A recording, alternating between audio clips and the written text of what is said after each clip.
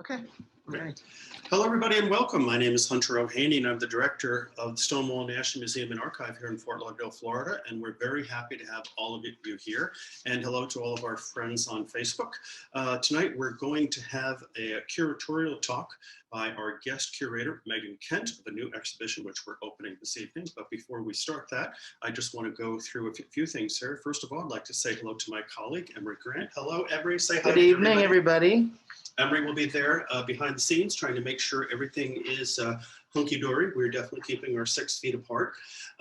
For those of you who are here in Fort Lauderdale and you want to come to Stonewall Archives, of course, we're located at 1300 East Sunrise Boulevard, next to the Hustler Hollywood. Somebody told me recently that Hustler is actually the Larry Hustler, or the Larry Flint Hustler, which I didn't realize the connection. Of course, he passed away this week, but I digress. But welcome to the world's largest LGBTQ library. And Emery, if we can just turn the camera around, no, this way, perhaps. And for those of you, if it's your first time here, we can just take a look over here, and you see this is what the world's largest LGBTQ library looks like. It's 28,000 volumes, all categorized into the Library of Congress system, fiction, nonfiction, biography. It's been going on for 47 years, and it really is just an amazing trove. And it is a open library. We are open 6 days a week, 11 to 5 on Monday through Friday, and we're open from 11 to 3 on Saturdays. And so we invite all of you to come by. You can see the books, and you can also take books out. We have our COVID rules in place. We've actually been open since July, since Broward County allowed us to be open. And so please come by and see us. If we turn the camera around again, what you're going to see is we do exhibitions here. And so the exhibition that you see on the wall right here is called Queers at Home. And this show will be coming down next week. This comes directly from our archives, and it's a look at LGBTQ domestic life. And if just to take a look at a few things, if we look down here, you can actually see two gentlemen here at home, which is sort of a great centerpiece here. And down here at the end, you can see Liberace at home all the way down there, which is just sort of amazing. Then we have things like the first wedding album and Girlfriends. We have a publication from 1983 called TV Tapestry about transvestites at home, which is really amazing. Here we have Castro Street with a beautiful article written by Randy Schultz. And this is thinking about the idea that home is more than the structure that we actually live in, but it's actually the neighborhood. And so this is talking about the Castro Street neighborhood. So there is a curatorial talk about this show that you can find on our website at stonewall-museum.org, as well as all the images and all the wall text are there. This is the last week coming up. We'll be closed on Monday for President's Day, but this show will be up Tuesday through Friday, then that will be coming down. And then we're going to be opening a show called The Saint, based on the discotheque in New York. And that opening, I think, is now February 26th. And so these are original posters and ephemera from the Saint in New York. And so I've seen all the pieces, and the copy is all written and the design is done. I'm very much looking forward to that. Also be sure to sign up for our newsletter at stonewall-museum.org. Each week we do a virtual program, and it's a great series of people. We're probably putting these up 2 or 3 times each week, and so it's been great to be able to do that. You can sign up for it in the newsletter to make that happen. So let's take a moment here. I'd like to introduce everybody to my colleague, Meaghan Kent. Hello, Meaghan, how are you? I'm good, I'm good. It's nice to see you. Why don't we pull the camera in here just so she can get her microphone. Nice to see you, Meaghan. So yeah. It's great to work with you. And just to tell everybody a little bit about Meaghan. Meaghan is the curator of exhibits at the Arts and Cultural Center in Hollywood, Florida. And of course, those of you who know about Stonewall know that our founder, Mark Silber, actually lived in Hollywood, Florida. And when he was at home in Hollywood in his early 20s, he started keeping a shelf of gay books in 1973. It's from that bookshelf that came in from Hollywood that actually created this whole library. It was the initial seed. That's fantastic. Yeah, it's initial. Tell us a little bit about the Center for Arts and Culture. Oh, I would love to. It is, I've been there a little bit over a year and a half now, but it's actually been around since the late 70s. It originally was on the beach. And then in the 90s, it moved over and took over an old funeral home that was a house from 1924. So it's this fantastic space that I get to curate exhibitions in. There's this huge, large space that was formerly where the wakes and services used to be. And so that's this one large area, and then two smaller pocket spaces. So I really enjoy the work that I do there. There's an exhibition that's just closing now. That's the Florida Biennial. That was an open call with the was the curator from the Orlando Museum of Art, Corley Clayson. And that was a fantastic opportunity to become more familiar with local Florida artists.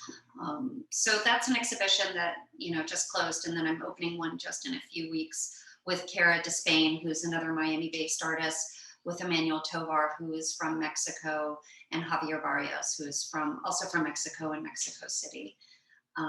The other interesting thing to note about the Art and Culture Center is that it is got an amazing education program. So I work very closely with the director of education over there. And we have created many, many activities that are related to the exhibitions that we do. We have Crafternoon events on the second Saturdays where you can make you can do whatever. You could just make crafts. Sometimes it's themed, but you can kind of go in there and take advantage of that. And then every third Sunday is a free family day. There's tons of family afternoon activities there. We have worked, this is the second time we've worked together, but now you make me think that we should figure out how to work in concert with LGBTQ families, that for Stonewall and for you guys to figure out how to make that happen in the future, because I think it's great and we very much would like to work with that community. Yeah, absolutely. I think our community is, we just have a very close, connected community, especially in Hollywood, that I am so grateful to become more familiar with and to get to know more people. And so I think it's a wonderful opportunity, like all the partnerships that we do, I think are very natural and really, really wonderful. Yeah. So for those of you who don't know Meaghan has done exhibitions both really throughout a number of cities, including Guadalajara, Mexico, and Los Angeles, and other cities as well too. You have your MA in art history from George Washington University, and your writing and your research has appeared in Art America, New York Times, Washington Post, Frieze, Miami Herald, a lot of other places as well too. So I was very happy to ask you to work on this show, and so again, thank you for your work. And so at this point, so just so people know, we gave Meaghan the topic of early lesbian publications. And so she spent probably the last 2 or 3 months in the archives, coming in and going through many of the serials, the files, or everything that we have there. And so several themes came out of it as a result of the work that she's done, and she's pulled out probably about 20 very interesting things. So I'm going to hand it over to you and to thank you in advance. Yeah, thank you. Thank you so much. Yes, so as Hunter was mentioning, we had collaborated on an earlier project that was at the Art and Culture Center. And so when I was going through the archives about a year ago, I was looking at this Chrysalis magazine, and my eyes just lit up because a lot of it links with my background. Really my undergraduate degree was Sarah Charlesworth. I did a thesis on postmodern feminism. So looking at modern history, the series that she did where she was stripping texts away from newspapers and publications, and the way that links with the feminist literature that I was reading during the time, everything just really connected. So when he was kind of showing me the Chrysalis, it just pulled out some of the authors that I had read quite extensively, just starting, in the beginnings of my career in art history. And so I think it's a very interesting, challenging topic, and it's something that I think about probably on a daily basis, like every hour, few hours or something. I'm always kind of thinking about and contemplating how we got to where we were, and the reasons why things, lead from one thing to another. And so I think there's a lot of parallels, clearly with the things that we see now with many of these publications that we saw during that time. So I framed this exhibition. I'm going to read a small part to you, and I hope I don't bore you. Yeah, but it's that text over there, and I'll just read it. An impossibly possible movement, looking at feminism through the lens of lesbian feminist periodicals, we are quick to realize the ebb and flow of an often divided socio-political movement progressing back and forth again and again and again. Push down, push back, on our back, off our backs. So that was kind of the start of where my research was going in, was this idea that, these movements and these kind of waves, they can be very problematic. And so they can kind of push forward and then push back. And some of my early feminist reading was backlash, because I was like a child of the 80s. So you're immediately confronted with this idea of like what went wrong and why things didn't progress forward. So I think when we look at some of these periodicals, like we can start off, well, really, the way that I kind of filtered through and looked at these different items, I thought of them in this kind of thematic kind of way to help kind of move through my own ideas of like why we're getting to where we get to now. So we have this one component called forming communities. And then the second component is looking at it through politics. And the third component is identifying oppression and sexual autonomy. So starting with forming communities, which we have this beautiful section over here. And we're looking at some of these really beautiful early publications, like this is the Ladder and Sisters that were formed by the Daughters of Bilitis. And the way that I kind of looked at these, again, as like, with a background in art history, looking at them as objects and thinking of them as these brochures or pamphlets that are so small and subtle that it almost feels like a playbill, or like when you walk into church, they give you like a song book, the choral books. There's something really small and intimate about these early publications that I think are really, really interesting and really incredibly special. I think it gives a sense of anonymity. I think it allows for people to pass them out so that they feel very casual when somebody's holding them. It's something that you can tuck away in your purse. A lot of the essays and articles that came out of these different publications have anonymous writers, so that they just go by a first name, or they're made up names. And that was something I came across, even up through the 80s.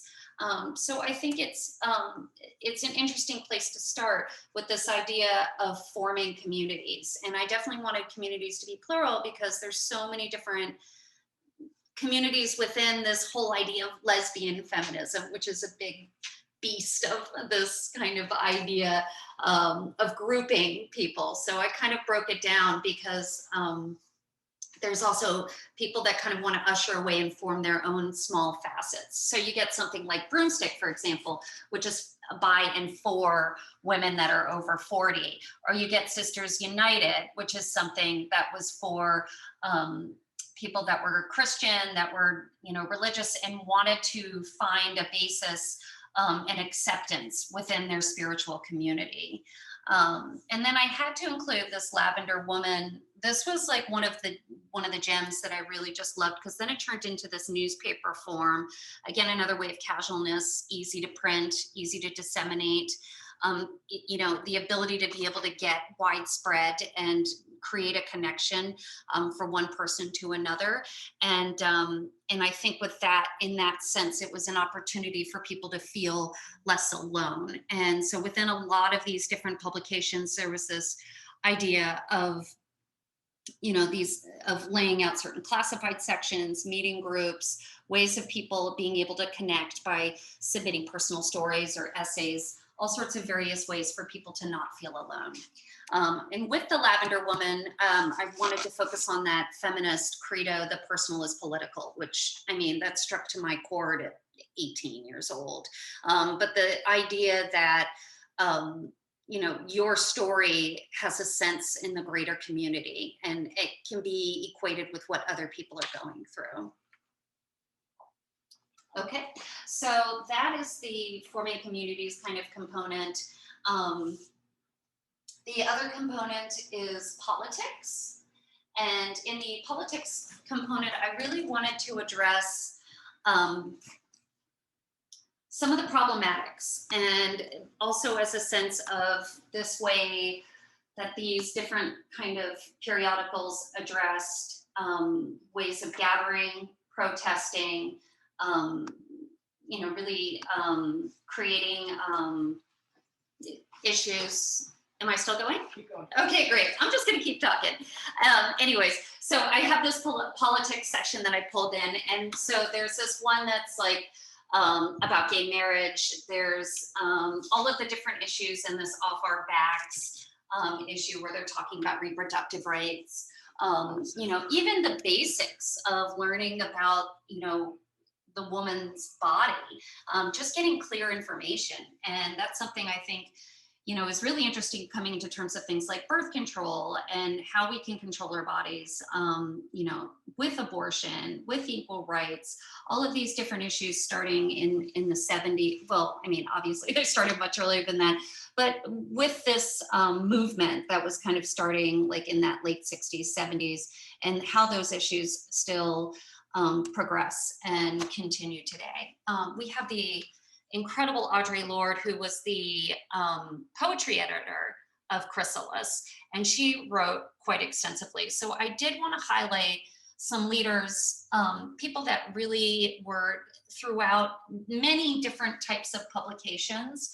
So like Audre Lorde, for example, wrote for several different publications. She was, you know, this poet that really kind of disseminated her words so that everybody can see it. And then there's this really interesting article. This is, I believe, in Heresies.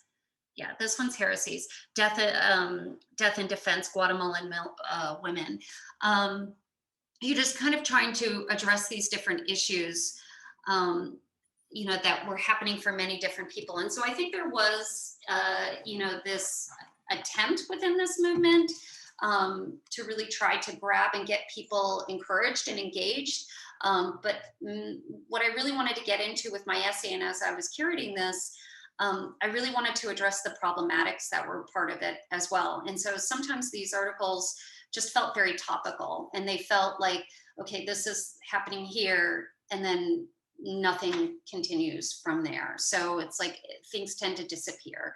And so somebody's writing about something, they put it out there, and then it gets kind of lost in the wind. And so there were people like, for example, Ernestine Eckstein, who was this leader who actually started the Daughters of Bilitis chapter in New York. And here you've got this amazing interview in here. This picture is like all over Instagram, actually. But she's just such an interesting leader, and she ended up breaking from the Daughters of Bilitis to start her own, to join other organizations that were a little bit more geared to be more inclusive of Black lesbians. And I think that was something that she, you know, really felt that she needed to draw out. And also the terms of protesting, she really wanted to, she was a really strong, as you can see in that, she was the only Black woman, she's the only woman, I believe, she's the only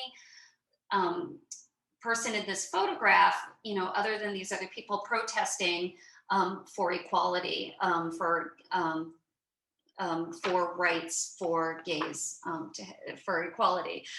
So I think it's, you know, this interesting situation that is something that I really wrestle with as a feminist, as somebody that studies feminism, as somebody that thinks about it in terms of the exhibitions and the work that I do, to look at, you know, why these things kind of, why all of these things happen, and how all of that kind of comes together to some of the circumstances that we have now. And again, if ask questions if I'm not being clear. The last section is identifying oppression and sexual autonomy. This was really fun. This one, you're looking at this incredible 70s, really beautiful photography. We've got T. Corinne here, who she just blew my mind. Hunter, as I was finding these amazing images in the honor backs issues, Hunter had mentioned that they actually have this gem of a silver print that's in the collection here. And so that's this really special photograph we got to include. Then you also see honor backs. And so that again kind of leans to this idea of being pushed down, pushed back. And, that's something that I don't know, I just think about that a lot too, this idea of being pulled back and pushed down, pinned back, and then the idea of being off our backs and being to pull off our back and to get up and to push forward again.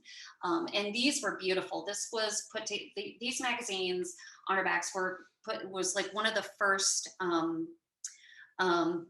really erotic magazine by Susie Bright, who really was this like women's lesbian sexual educator and really gave girl talk and information, which is very, very rare. So for her to be able to publish some of these incredible publications is really quite amazing. And I want to show these really awesome T. Corinne natural landscapes with these incredible labias like kind of floating in the middle of the nature. It's just amazing. I have to pause and reflect and tell you how great it is just to be going through these archives. It is, for somebody that, has been studying history for a long time, to be able to kind of dig into these publications was really, really quite amazing. And then you get into Girl Magazine, the 80s and 90s.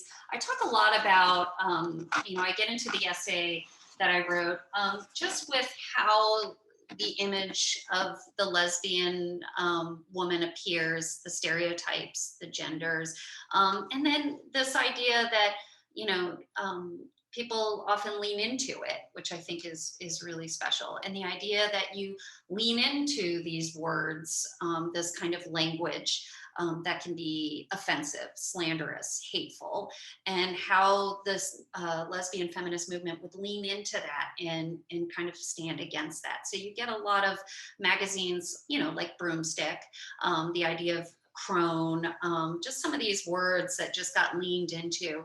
And so there was this one really great essay that I read that was in Signs, which is this great publication out of Chicago that was put together in the 70s and is still around today, about the mythic mannish lesbian, and talking about the identity of what a lesbian was supposed to look like. She's either this very feminine being or she's this very masculine being. Like it's like something you have to kind of fit into. So I loved looking and embracing all of that. And then again here with the Girl Talk with Pat Kalipia, talking about coming out, talking about sexuality, masturbation, all of these wonderful, these things that people are struggling with and trying to figure out, but having this kind of common ground. And so the other thing was I kind of began with Adrienne Rich. I did look at, there were a number of people that I thought that are pretty well known, and I did look to people that were not as known, but Adrienne Rich is somebody that's always kind of flowed in and out of and permeates everything that we're involved. Well, okay, it could be just me, but I just love her. So she's kind of at the front of it, where I use a poem of hers, and then at the end of it in the 90s, because it's still kind of seeing how these things are still being challenged. And this one starts, "No one ever told us we had to study our lives, make of our lives a study, as if learning natural history or music, that we should begin with the simple exercises first and slowly go on trying the hard ones, practicing till strength and accuracy became one with the daring, to leap into transcendence, take the chance of breaking down in the wild arpeggio or faulting the full sentence of the figure. And in fact, we can't live like that. We take on everything at once before we've even learned to read or mark time. We're forced to begin in the midst of the hardest movement, the one already sounding as we are born. So, you know, I really connected to that. And then at the end, I have this like, you know, this idea that that we're still swimming in it, that we're still like, it's still something that's kind of pushing us down and pushing us back, and that it was something that we inherited, and then that something's going to go push further to the next generations to follow. So. And I think, of course, I think that that's just so remarkable, because you started the exhibition with publications going back to 1956, almost 70 years ago. And of course, it took until 2021 to have a woman elected to at least the second most important office in the land. Yeah. But so as you think about, you know, where women's rights are today compared to what you were looking at here, what did you walk away from? Well, you know, I mean, it's interesting because you think about like the hashtag woke, you know, like kind of kept like sticking in my brain, and, you know, and obviously with hashtag me too as well. Like, these are things that, you know, many of us were never woke. Like, it's something we've sat with. And I think, and that was another point that I wanted to make too, but all of it circulates around this idea of consciousness raising. So it's hashtag woke. Like, the moment you start to realize that these things are off, wait a minute, I'm not getting paid the same. Wait a minute, you know, I'm being harassed, and, you know, I'm walking down the street, you know, like different levels of things where you think it's the norm, and then one day you realize that it's not. Mm-hmm. So that idea of consciousness raising, I think, you know, is stemming from this time with the 1950s, with you know, you are not alone. This is my story. And then people can relate to it and keep sharing those stories. So now you're looking at those shared stories, you know, on the internet, and it's still the same thing. And, you know, in many ways, like, those same barriers are still very much there. But it's like a more collected sounding voice, I think, that people are starting to wake up a little bit more.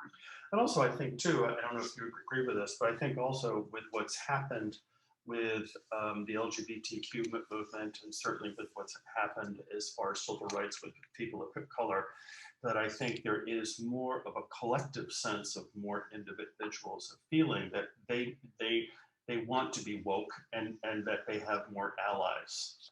Yeah. I think that, I mean, the connectivity of all of it, right? The idea of making sure that people don't feel alone, that they feel understood. Yeah. You know, that struggle is like, and that's something that, you know, I've, you know, the idea of Black feminism, like, I understand the break, and I can see those moments of breaking through time, and why many people don't call themselves feminists, why people don't like the idea of feminism, why there's like that pushback. Sure. And you can see all of that. And so I think it's like, you know, just this kind of general understanding of why people are the way, you know, why they think the things that they do, and why they have the opinions that they have. So. Yeah.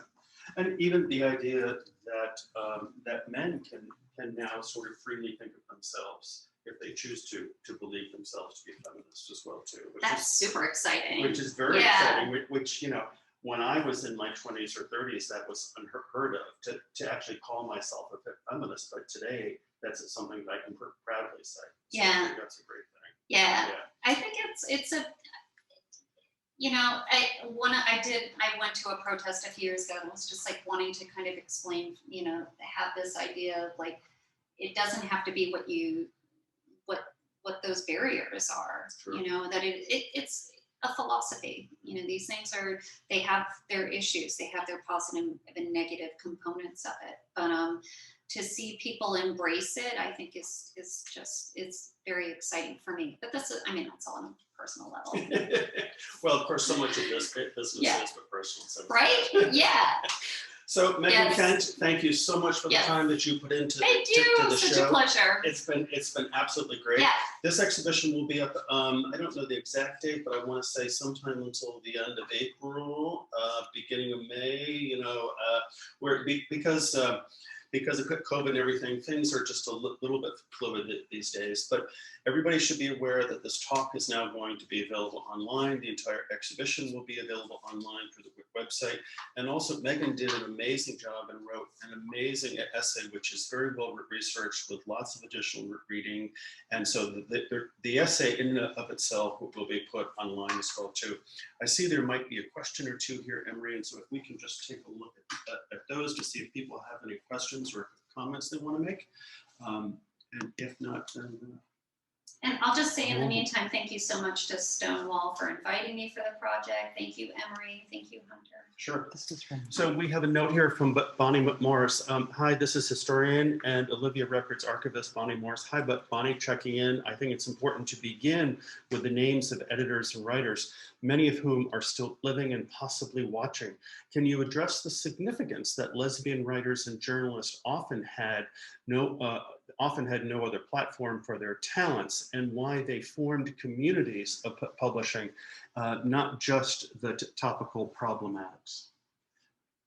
Bonnie, what an interesting question. Thank you so much. I think I think that's an even bigger, broader problem with writers in general today, and trying to get your messages across and trying to get your meaning across. I think, yeah, there was definitely a need to be able to kind of pull a community, and why people had to pair together in order to get information out there. There's some incredible editors. There was one of the editors with Chrysalis, a contributor of Chrysalis, ended up the editor of Ms. Magazine in the 70s. So I think, people would kind of move and partner, and I think that's kind of, to me, that's the overall message of all of it. I mean, and it's the way that I've even thinking about the way you move through life, is that you have to partner with people in order to get something done or get something out there. So I think, there was these different communities kind of grouping together because there were so many writers that weren't able to get their message across in normal publications. And then that's why there were these like political magazines, these offer backs, why it had to communicate this information, because it wasn't being communicated in general news, like birth control, like the safety of birth control was not like in the Washington Post. So I hope that I answered your question. I did in my essay really work very hard on the bibliography so that everybody gets credit, because I want to make sure that the essays that I'm referring to and all the writers that were, like in Signs, for example, is a series of publications, a series of essays from different writers, to make sure that each individual essay was addressed. So I hope I answered your question. Bonnie, thank you so much for that. It's great to have you here too. Yeah. And that was terrific. And so, Meaghan, again, many thanks. It's great to have you here. Please feel free to invite your friends to see this talk. And as I said, all these resources will be available online. So we'll sign off now. Emery, thank you again. Say hello to everybody again. My pleasure. Behind the camera there. And so everybody stay safe. If you're here in South Florida, please feel free to stop by. We'll be closed for President's Day on Monday, but we'll be open again on Tuesday. So thank you all.